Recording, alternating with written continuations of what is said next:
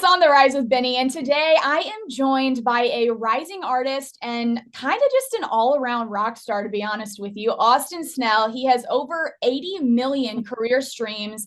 He's opened up for people. I mean, you may know these guys, Nickelback, Willie Nelson. He actually signed a record deal, and he had his Grand Ole Opry debut in 2023. And not only is he an artist, but he also served in the U.S. Air Force. So, Austin, welcome to On the Rise.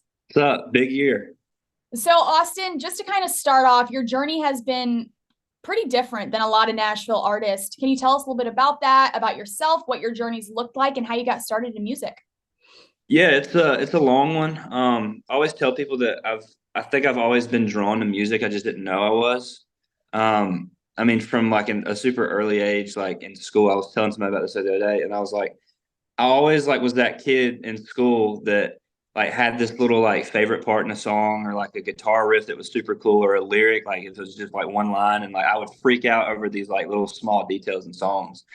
And I thought everybody was that way. So I would just like tell my friends about it and they would just be like, I mean, yeah, it's cool. And so I guess from like an early age, I kind of knew that like I definitely felt different about music than just, my peers around me and stuff. So yeah, I always just listened. I was always listening to music in some form or fashion. And I kind of carried that over my whole life. And I graduated in 2016 and went to the military. I'm from Dublin, Georgia, but I kind of have lived everywhere. I graduated from Kentucky. We moved my sophomore year and graduated from out there, then went straight to the Air Force, and that's kind of where I ended up finding music, I guess, and me playing music. I was literally like I was telling you earlier, it was kind of out of boredom. I was in training before I got my actual duty station, which was in California. But I was in Charleston, South Carolina at the time, and I was in training. And literally, all we were doing is going to class during the day and learning about our job. And I would come home and like have to find a way to entertain myself. And I've always been kind of a night owl, so I was up really late one night, and I was watching a YouTube video of Ed Sheeran play like this loop pedal with his little like miniature like Martin guitar that he's like known for. And I remember thinking that was like the coolest thing in the world. And mind you, we weren't getting paid a lot at this point in my military career. Like I was just Yeah. starting out and like we had housing paid for because we were in training and like we had food paid for. So I was getting maybe $400 every 2 weeks to live off of. Wow. And so I literally woke up the next morning after seeing that video and I think I probably had $350 in my account and spent every dime of it on the same Martin guitar that he had in the video, and was just wanting to be Ed Sheeran, at the time, and like I just learned a bunch of covers, and I would send covers to my mom that I learned for the day, and she would say that's good when it probably wasn't. It was probably horrible at the time, Oh, how the and moms are, they tell us, oh, yeah, they tell us what we I want to know hear. it. I know. In this story, as the story unfolds, like it's like it all kind of revolves around my mom, really. But she like convinced me to like post a cover online. Like at the time, it was just Facebook and Instagram. And she's like, "You should post these for your Papa Wayne to see and stuff like that." And I was like, "Papa Wayne don't care about me learning this cover." And so anyway, she ended up Oh, talking me into posting it, and so that's kind of what I did because people liked it enough to keep listening. And so I did that on my free time. If I wasn't at work, I was learning a song, and that transformed into me getting bored with that and just starting to write my own stuff. Um, and so that's what I did. Like if I wasn't working, I was writing, and if I wasn't writing, I was posting what I was writing. So around that time is when TikTok came around and it kind of blew up. And so that's what I was doing. I was just posting videos of what I had written that day. Most of them at the time weren't very good, but uh, I had built a little bit of a following on TikTok, and so ended up having like a conversation with my mom, and this was closer to like the end of my enlistment uh, about what I was going to do when I got out, and I was like, I really don't know what I would want to do other than like music, and completely thinking that she would be like, you probably need to get out and get a job and like find something to actually make money. She like fully supported it. I mean, she like fully supported my music from like the jump. And she was like, if that's what you want to do, honey, like you need to go to Nashville and try it. And so honestly, like I look back and like I said, like it kind of all revolves around her. Like honestly, looking back, if she would have like told me any other way, like I've always listened to my mom and like for advice and stuff.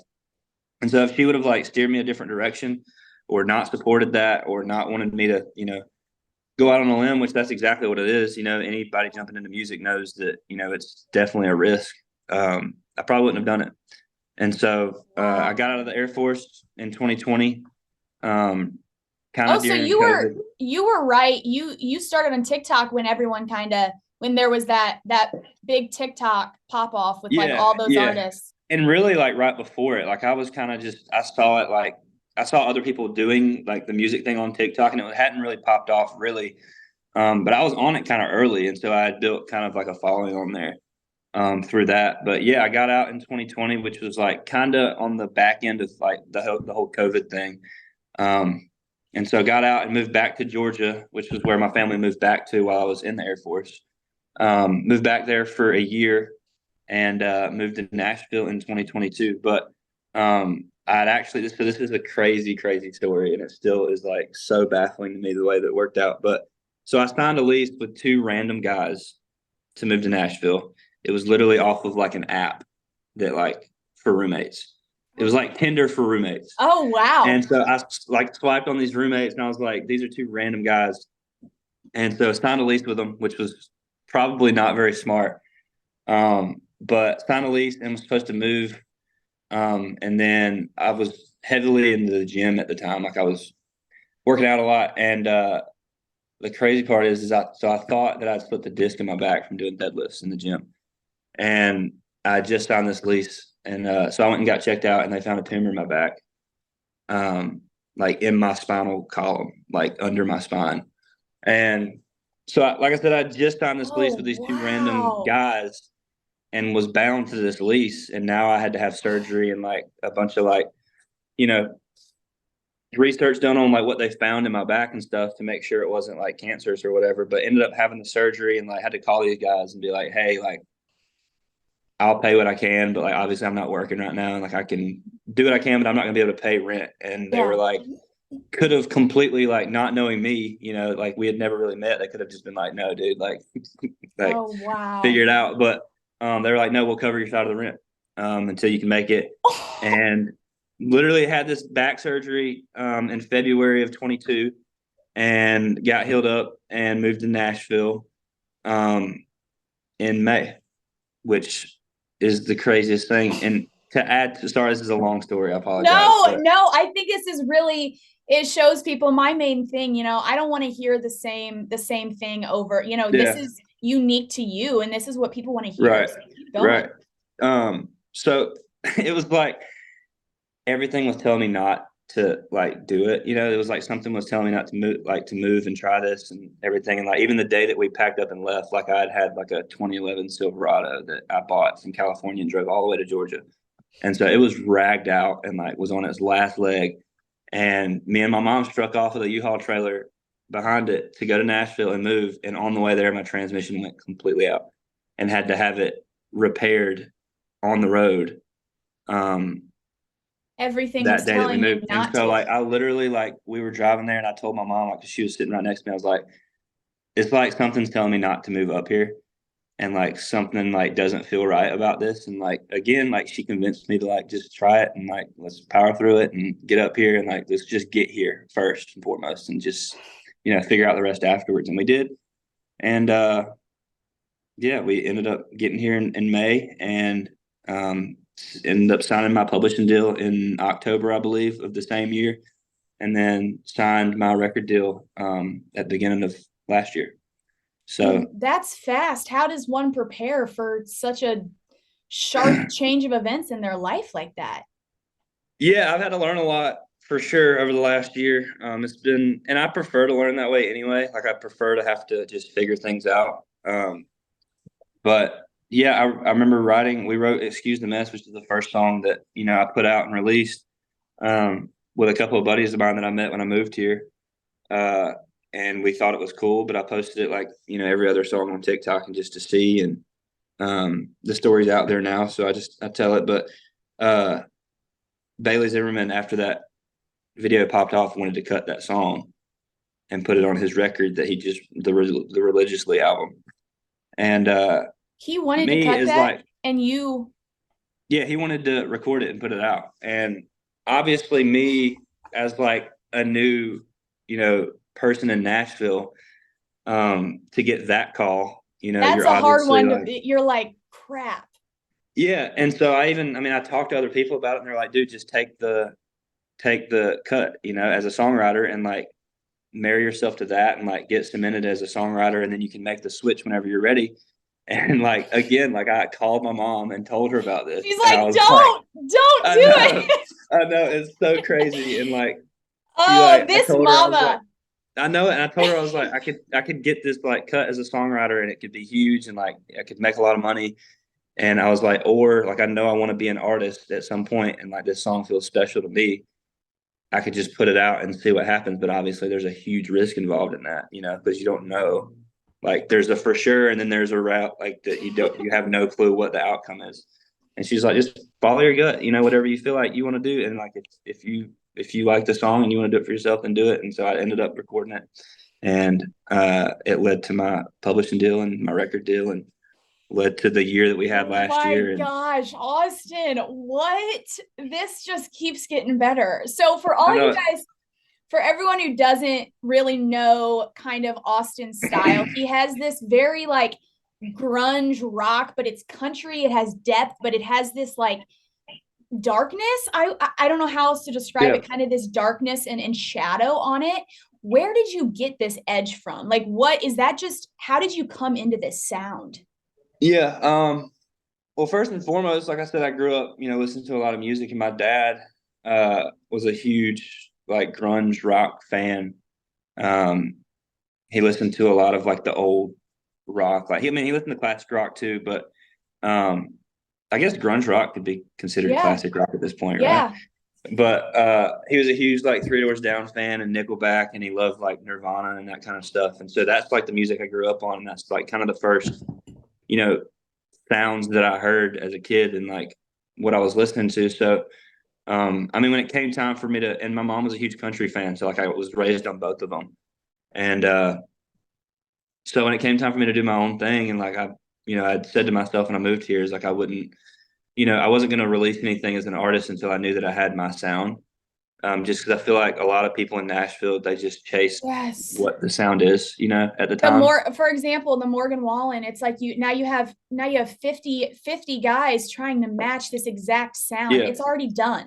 You have right. to be Yeah, unique in that. right. And so I just thought that, and it didn't take very long for me to notice that trend in Nashville, that people are just chasing like what's big right now. And I knew that I didn't want to do that. I didn't know what I wanted to do, but I knew that once I, decided that I wanted to put music out, I wanted to have what I could call my sound. And I feel like I've done that. And I'm just building off of that and still doing it. But as far as the songwriting goes, like I'm not like the most talkative person in the world. Like I don't like being like, which is kind of weird that I ended up doing music and like being on stage for a living. Is like I'm not like I don't like love being the center of attention. Like I'm just not that guy. Um, and so I feel like songwriting, when I first started, was just me being able to get those emotions out. And Mhm. it sounds cliche, but like it was just like I guess my form of therapy, in Yeah. a way. And like the things that I wouldn't, walk up to some random person on the street and strike up a conversation about, I was The getting those more emotions vulnerable out. side. Yeah, absolutely. And like I was getting that out, as a songwriter. So that's probably where the more real and darker side of the sound probably comes from, just because, It's I just don't not, like talking about it. I mean, it's not that surface level stuff. It's truly the stuff that comes from inside of you that how do you tell that stuff with someone? I always think music says what words can't. And Absolutely. when you turn something into a song, it totally takes on a whole like that whole thing inside of you becomes that. That's like I don't know, it's very cool how music can do that. Yeah, Um absolutely. so you also just recently this past year did your first headlining tour. What Mhm. was that like? And what was that experience like? It was scary, honestly. It was so I was so Are you stressed like, oh, out. is anyone even going to show up to the shows? Yeah, What's going on? exactly. Like I mean, we had done like the big opener shows last year, and like by the time the headline tour came around, like we had played for Jelly Roll, and like we had done shows with Keith Urban and Willie Nelson, and the first tour that I was on was with Warren, Oh, and so we had did the big opener stuff, and like that was like definitely a learning curve, but at the same time, like you knew people were going to show up, You like you go from knew. playing these show to yeah, playing to tons Yeah. of And so, people. like, I mean, I would walk out for the Jelly Roll show. That was, I think, the most people we played for last year was like 15,000 people. And it was cool and it was nerve wracking, but at the same time, like it was just so much different than having to do your own headline thing and like worry like if people were going to buy tickets. And like I told my team, like just leading up to the headline tour, it was like I don't want to know. Like I don't want to know if there's like 20 people coming to the show or not. Like I'd rather just like prepare for like the best.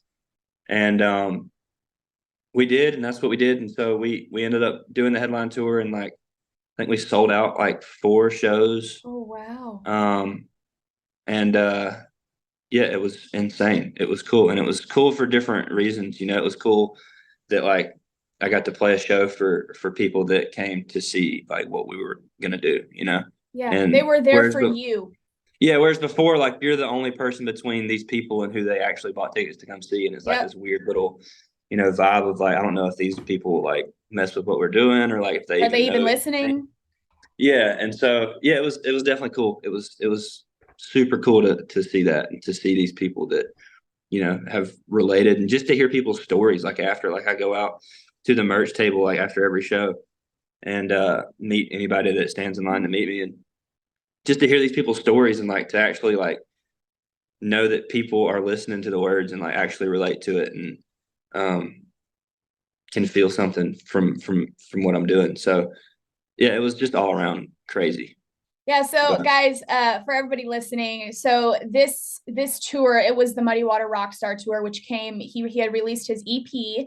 And I actually first heard of you, Austin, because of your song Pray All the Way Home. I remember I was driving back to Nashville one night, and I always listen to the Country Risers playlist. Because I like to hear the new stuff. I don't want to hear the same today's country over and right. over. And I was like, who's this Austin Snell guy? I'm like, well, this is unique. This is Yeah. interesting. But what's the backstory on this EP and kind of the Muddy Water Rockstar? Where'd that come from? Yeah. So the EP really, I mean, there wasn't I've always been a big fan of like conceptual albums, like something that you can listen all the way through and hear like a story unfold. But this EP was really just a mixture of like my favorite songs that I had at the time, and it was the stuff that and it may be weird, but I listen to my own music a lot. Uh, but it was just the songs that like I had just fell in love with over last year, and we just put them all together for an EP. And then Muddy Water Rockstar came about because we were in the writing room, and I was just kind of telling these guys like my story because they were just as confused as I was about like how this country rock thing can actually be a thing, and like they were asking about it, and I was like, it's pretty simple, really. I was raised on like country and rock music, and so when it came time, for me to do my thing, I just married the two together. It just made the most sense for me, and like we ended up just writing a song about it that day, and thankfully it ended up being the Yeah, title that's of the crazy. tour, the EP, and everything. And it's kind of just been like a persona that like I've just had to like live in, and because it just explains me, I think, the best. And um, yeah, it's just, and then we named the tour after it and did the whole thing, and uh, it was great. That's awesome. So you actually have a brand new song coming on February 23rd. It's called That's right. Everybody's Friend. I've listened to a little bit of this, like your teasers you posted. It's Yeah, very like chills. You know that yeah. when you know that like it's very, I feel like everybody will be able to relate to it in some way. What, just to kind of give them a teaser of what to expect with that. What is it? Yeah, it's my take on putting something out that um, I feel very closely to. Uh, I mean, in my head, and people are going to take it however they want, which I think is the great thing about music is you can take it however, you want to receive it. But my take on it is just mental health and um, really just how, I think the worst part about, struggle and mental health and depression and anxiety is a lot of the times you feel like you're the only one that feels that way, and like nobody can relate to how you're feeling. And so maybe that's why you don't reach out to people and you don't want to have those conversations with people because um, there's no way that they can relate to how you're feeling. And this song for me just kind of says that and makes it okay to feel the way that you feel, and to know that, I think one of the greatest things that you can feel in those parts of your life and like the struggle is to know that somebody else has felt that way before. And so that's what the song's about. It's just about, being able to relate to people, and just to, a message out there for people that are going through something, to know that, there's been people that have been through the same thing. There's people that have been through way worse. And you just never know until you open up about it. So yeah. Wow. That's my take awesome. on I'm that. really, really excited for you guys to hear that one. I think it'll connect to everybody in a different way. But coming off of this 2023 just whirlwind that you've had from touring, I mean, from signing Grand Ole Opry, I mean, all of this stuff, and you're coming into 2024, and you actually mentioned you're going out on tour this year, a full tour with someone. Yes, ma'am. Who Yes, is ma'am. that? It's going to be a hard year to top last year, but we have a huge year coming up. We're releasing a lot of new music, and we're starting off with the Chase Matthews tour. Okay. That starts on the 29th. We're doing part of his tour, and then festivals this year, and then we're going on the Jason Aldean tour in July, and we're doing all 36 shows with that man. You guys heard that, all 36 shows. I expect you guys to come support Austin, because I mean and they're doing it in a van. Okay, he needs you guys there. He's going in a van. Yeah, we're gonna need some help on that one for sure. Yeah, I don't know how we're gonna keep up with the buses, but we'll get there eventually. Oh, maybe a little, just a little bit longer. Who would you say your dream artist to tour with is? Um, You have one. Can you pick one? yeah, I think Post Malone would be crazy.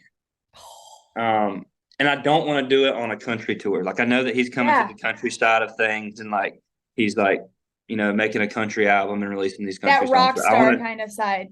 I want to do it on his side of things, and like go on like a pop, like rock, like with just a little bit of That country would in the be tour. sick. And if not that, just tell him to hop on a song. That'd be fine too. But So I always ask every artist that I interview this at the end, just you, it's very clear, you write and you release a lot of stuff that I think a lot of people can relate to and feel like they're not alone. But what is one piece of advice that you would give to someone? Maybe it's a kid in the back of their mom's car listening, and and they want to do something but they're not sure about it. Like, what would you say to somebody who's starting out and trying to do something they love? yeah, I would say that there's never a green light. It's never going to be the perfect, time to do it, or like you're never going to get that, feeling of like, oh, this is the perfect time to go and chase my dream. At least that's not what I've experienced, in life. I know that some people may, but for me, at least, I've never gotten, anything that's been, worthwhile in my life. I've had to make a risk to do it. And just moving to Nashville in general was just a massive risk. And like, I didn't know it was going to come out of that. Nor was it the perfect time for me to do it. I'd just come off of this back surgery, and like I had a piece of crap truck that, barely made it here. And so, the cards aren't going to always like lay perfectly. You're just going to have to Yeah. make it work. And yeah, I guess that there's just never going to be a green light I would be always say the that best advice I could give. when you're the most uncomfortable is when the greatest things happen. When you are the most like That's where you grow. terrified, feared, that's where you need to go right there, because that's what's going to change your life. Yep. That's where you do the most growing, I think. Yeah. It's when you're uncomfortable. But Austin, thank you so much for coming on with me just to Absolutely. talk about all of this. I mean, from a small town kid in Georgia to sharing stages with these artists that you have, it's really inspiring. But guys, also, Austin is going to be right here in Illinois in June performing at Tailgates and Tall Boys. So make sure you guys get your tickets to that now. We're going to be giving away some tickets. So just keep listening all throughout this spring. We're going to be doing a bunch of giveaways. So make sure you guys get to see Austin perform. Come on. But make sure you guys are following along his journey, all his socials, and keep up with all the cool things he's doing. And Austin, honestly, I'm not just saying this, but your story is very, very inspiring. And I think Thank you. I appreciate it.